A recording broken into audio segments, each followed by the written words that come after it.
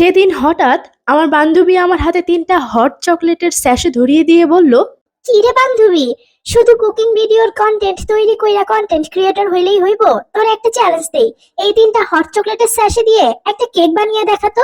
এ আমি কি চ্যালেঞ্জ নিতে ভয় পাই নাকি? চলো তো আমার রান্নাঘরে চ্যালেঞ্জটা পূরণ করি। প্রথমেই নিয়ে নিয়েছি দুটো ডিম। ডিমকে নর্মাল তাপমাত্রায় আনার সময় আমার হাতে নেই বাবা, ফ্রিজ থেকে বের করে অমনি আমি ডিমগুলো দিয়ে দিয়েছি। আর দিয়েছিলাম হাফ কাপের একটু বেশি চিনি।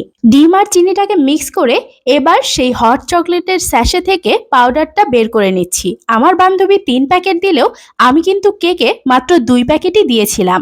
আর দিয়েছিলাম 5 টাকার যে কফি পাউডারটা পাওয়া যায় সেগুলোই 2 প্যাকেট। এনিওয়ে, ডিম আর চিনি যে আমরা মিক্স করে রেখেছিলাম এর মধ্যেই দিয়ে দিব চকলেট এসেন্স।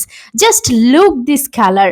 এই চকলেট এসেন্সটা ব্যবহার করার পর যে মারাত্মক একটা চকলেট কালার এলো না, এটা যেন আমার হৃদয় ছুঁয়ে নিল। বাই দ্য ওয়ে, আমি কিন্তু কোনো ব্র্যান্ডের প্রমোশন করছি না, আমার কাছে জাস্ট কালারটা ভালো লেগেছে সেটাই আপনাদের সাথে শেয়ার করলাম। এর মধ্যেই সেই হট চকলেটের পাউডার আর কফি পাউডারের যে মিক্সটা ছিল সেটাই দিয়ে দিলাম। সেটাকে ভালোভাবে মিক্স করে এখানে হাফ কাপের একটু বেশি ময়দা, মিষ্টিটা ব্যালেন্স করার জন্য সামান্য একটু লবণ আর অল্প একটু বেকিং সোডা দিয়ে দিয়েছিলাম। হাতের কাছে বেকিং পাউডারটা ছিল না, তাই বেকিং পাউডারটা দিতে পারিনি। আর মোস্ট ইম্পর্ট্যান্টলি যেটা ভুলে যাবেন না সেটা হলো এই ময়দাটাকে কিন্তু সরাসরি ব্যবহার করা যাবে না, অবশ্যই ভালো করে ছাঁকনি দিয়ে চেলে তারপরে এটাকে ইউজ করতে হবে, না হলে কিন্তু কেকের ভিতর লাম্পস তৈরি হতে পারে। এবার মিশ্রণটাকে ভালো করে মিক্স করে নেওয়ার পর সামান্য একটু তেল দিয়ে দিয়েছি।